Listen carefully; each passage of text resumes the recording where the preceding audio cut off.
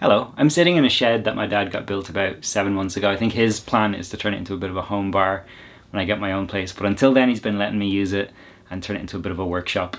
It's a small enough space, it's about 11 foot long by 8.5 wide. And so I've been doing everything I can to make it as organised and functional as possible. And one of the things that I've done to try and achieve that is put all of my tools on this Cleat wall behind me. At this point I've made a bunch of tool holders. Some of them are really simple, others a little more elaborate with some hidden storage. It's a good way to practice things you've never done before, like the sliding doors. One of the last ones that I'd like to make is a holder for glue and tape. They're usually just sat out on the bench or they're hidden away in the press, and I'd like if I had somewhere to live that was out of my way but easily accessible, and so I'm thinking something like this. For this project I'm mostly using scrap pieces and we'll be using a few different types of materials, which is fun. There's 1/4 inch MDF, 1/4 inch Perspex, and both 3/4 and 1/2 inch Baltic birch plywood. So the first thing I did to get started was I cut the MDF down into some more manageable pieces. Hey, great footage! And then because 3 sides of the holder are the same size, I stuck them together with double-sided tape so that I could cut them all at the same time. I'm in the middle of improving a pretty cheap job site table saw to make it more accurate, and so far I've gotten about as far as building a cabinet to stick it into, and that's it. It doesn't have a proper fence really. I need to cut miter slots and also make a cross-cut sled. So until then I'm just using this kind of rough jig that I threw together, but it actually works really well for cutting pieces that don't have a straight edge to reference against a fence.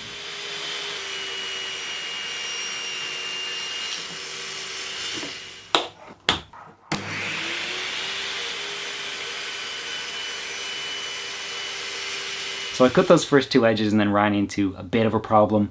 One of the toggle clamps was getting in the way, so I had to move it.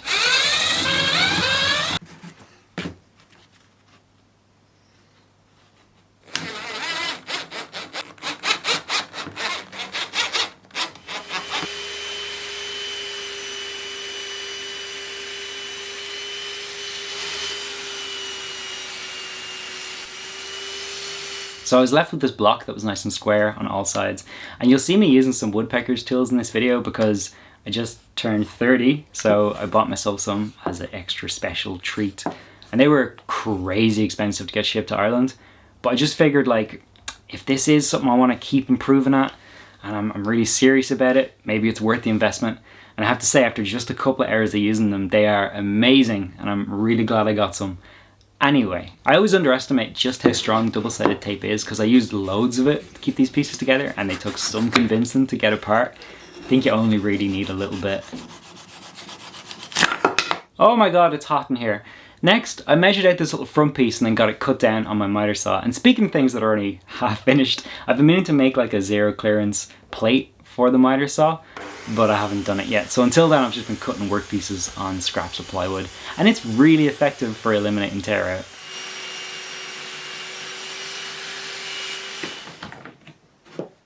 I had to reset my rough jig again to cut the base piece, but it's pretty quick to do, so I don't mind.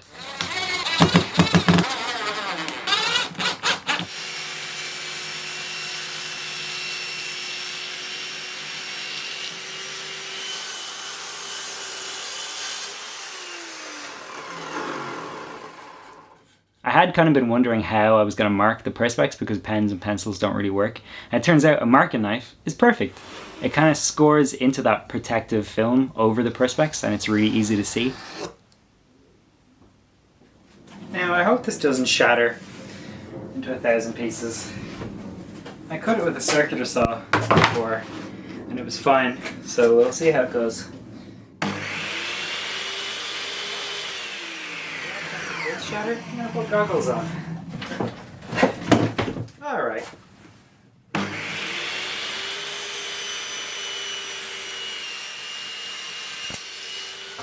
It didn't shatter, but I got hit with a lot of like hot plastic shavings.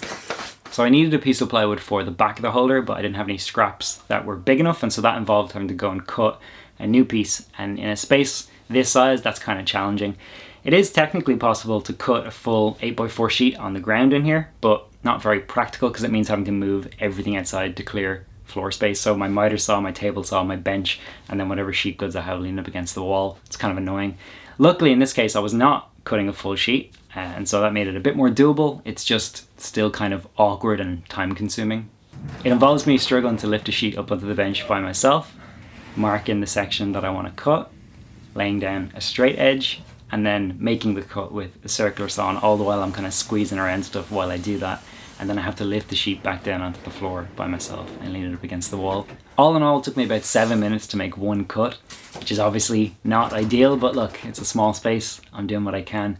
Generally, I will break down sheet goods at the start of a project, so I'm not having to do that multiple times. And if it is a full sheet, I'll do it out in the garden. But even still, that's like moving tables and chairs, bringing the foam out, carrying the sheet, laying it down. That's kind of annoying too, but you know, I guess there's no avoiding it. So I took that new piece and I used the base of the holder to mark off the length, and then I measured out the width.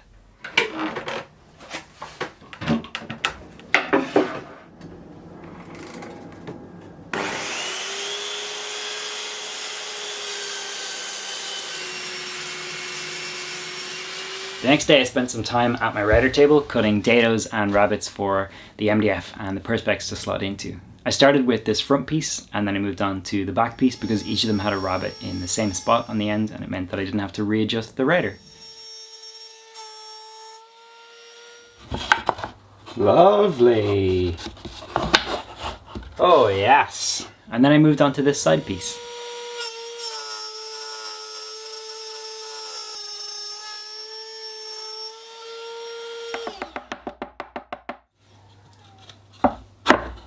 Nice! So it's also the base that needs it, and that'll be along the front for this to sit down into.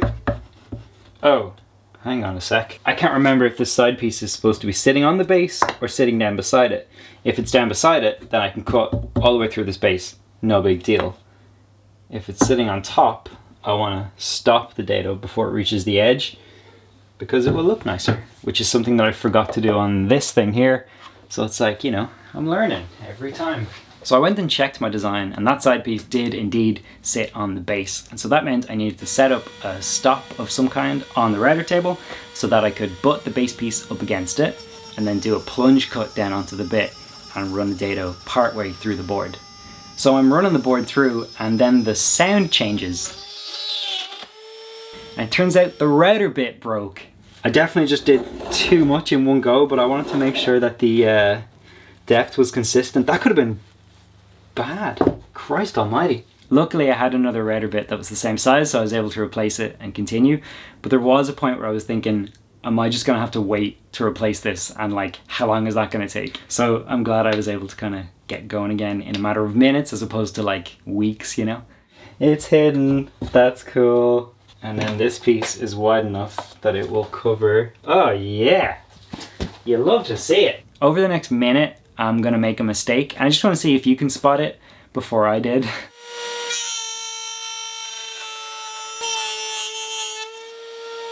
At the moment we've got it like this. Now I want to come in at least 10 mil to avoid this rabbet. So turning the blade to its widest point and then budging these up against it, I now know that the blade sits 10 mil away from the fence.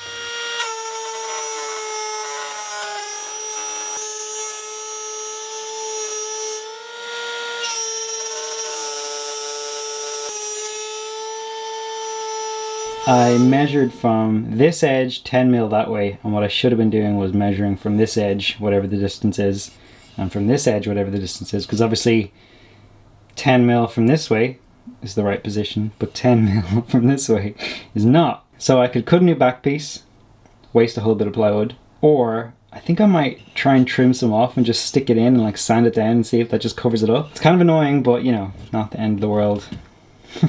So I have to reposition this fence, which is a bit annoying, but it's actually not that big a deal because, you know, this is the way that I cut this piece and I need to measure from the other edge. So if I flip it around, line the blade up in that channel, I think as long as this can get through, I think that should be straight. Oh no, that works. Okay.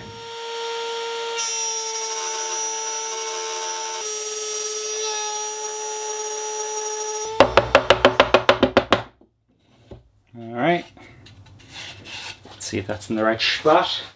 This piece, it sits on there. And that, on there. and this piece, which sits in between the two.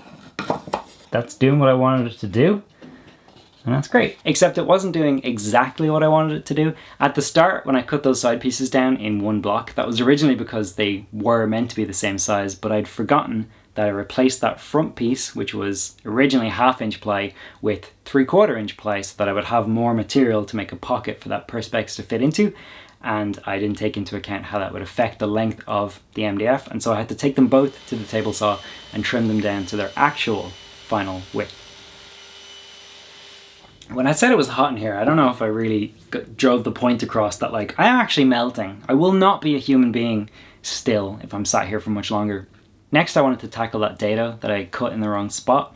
So I trimmed down some plywood to get it thin enough to patch the mistake, and that involved taking a bunch of shallow passes with the router and then checking the fit after each one, and then gradually increasing the height of the blade bit by bit until I got to the right thickness. I trimmed off what I needed, and after some pretty light sanding, it fit real nice.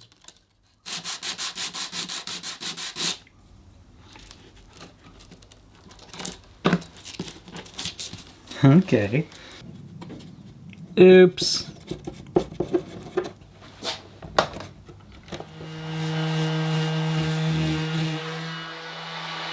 Obviously it's not perfect, like the grain doesn't match up exactly, but it was never going to, you know?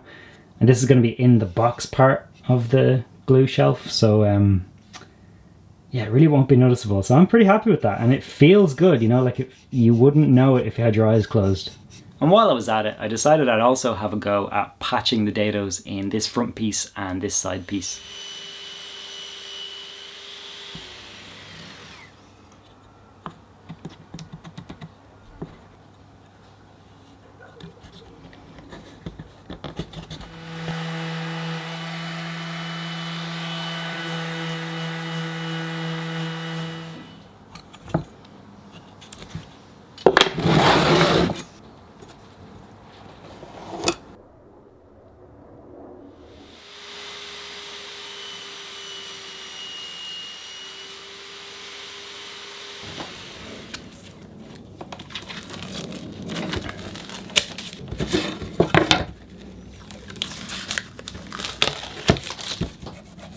I was kind of wondering if the thickness of that wrap is going to affect how these fit into the slot now.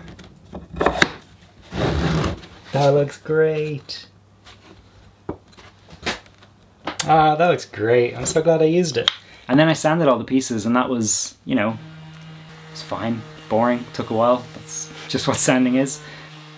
Assembly was pretty straightforward, but I'm always really afraid that I'm gonna stick something in the wrong spot, you know? And so I spend an extra long time making sure that I have everything in the right place. Because I just think there's nothing worse than spending all this time making something, and then you put it together badly, and for the rest of the time you're just looking at this like wobbly, crooked thing.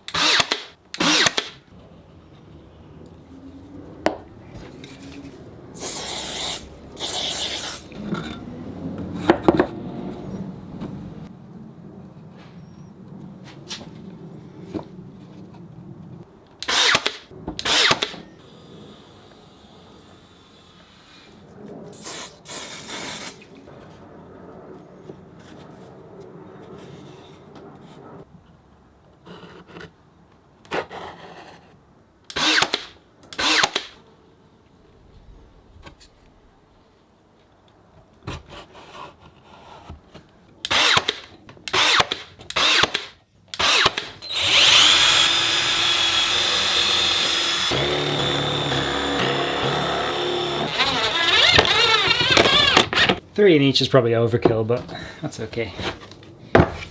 This is actually the first time it's gone on the wall. It looks so good. So I got one of these I haven't used yet.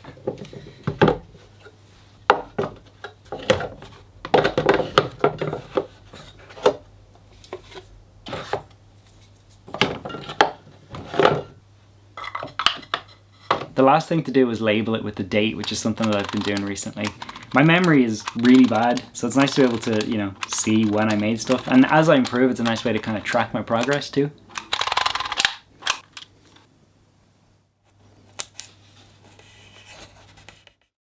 Well, there it is. I think it looks great and it does exactly what I intended it to do, holding glue.